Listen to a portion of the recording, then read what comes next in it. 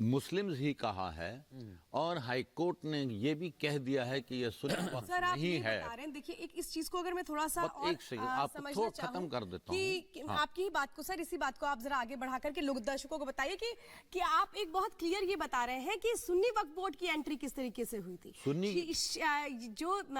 जो एक तरीके से हक की बात होती थी, उस हक में कहां कहां कैसे कैसे एंट्री हुई है, वो जो आप बता रहे हैं सर, इसको मतलब ये एक बहुत इंटरेस्टिंग बात आपने बताई कि कैसे ये जो पूरे का पूरा लैंड है वहां पर वो एंट्री होती है जो अपने इस जमीन को अपना बताने की कोशिश करते हैं उस वक्त में, जिनका पक्ष आप लेकर के एक तरीके से कोर्ट में जिरह कर रहे थे। तो यही मैंने सबसे शुरू में बोला, 1945 में जो लिटिगेशन शुरू हुई थी उस वक्त पहली बार रजिस्टर ऑफ वक्फ में इस प्रॉपर्टी को पहली बार सुन्नी वक्फ के लिस्ट में शुमार किया गया।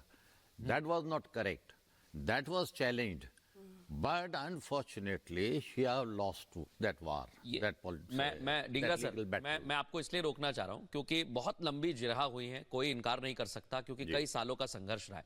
विष्णु शंकर जैन जी, आपका भी बहुत स्वागत करता हूं। वरुण सिन्हा सर हमारे साथ मौजूद है जो हिंदू महासभा की तरफ से थे।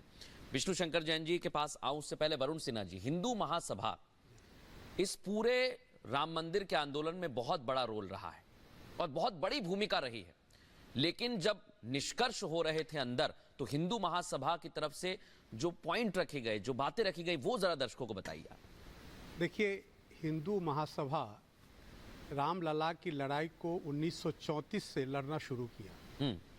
आपको मैं बता दूं कि 1934 से पहले की एक वाकया बहुत इम्पोर्टेंट है कि 1824 में पहली बार एक सिख खालसा संत, उन्होंने सीता की रसोई तक जबरन अपनी पहुंच बनाई। मुस्लिमों के लाख मना करने के बावजूद उन्होंने कहा कि ये हमारे रामलला का गर्भगृह है, इसलिए मैं किसी भी सूरत में इस स्थल तक पहुंचूंगा।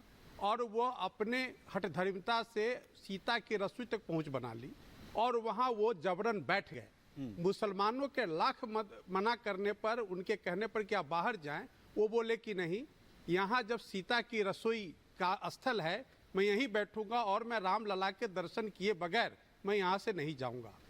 वह जो सिख संत का जो एक तरह से आग्रह था जी, वो इतना विकट था कि अल्टीमेटली 1855 में सूट फाइल होता है फैजाबाद की अदालत में, और उस सूट का जो फैसला है हिंदू पक्ष के फेवर में आता है 1861 में जी। 58 में ये होता था। और उसके बाद उसकी अपील फाइल होती है। तो जो पहला फैसला है फैजाबाद कोर्ट का, वो कहता है कि यह रामलला का गर्भगृह है, लेकिन अपील में 1885 या 86 में वो हमारे खिलाफ फैसला जाता है, जहां से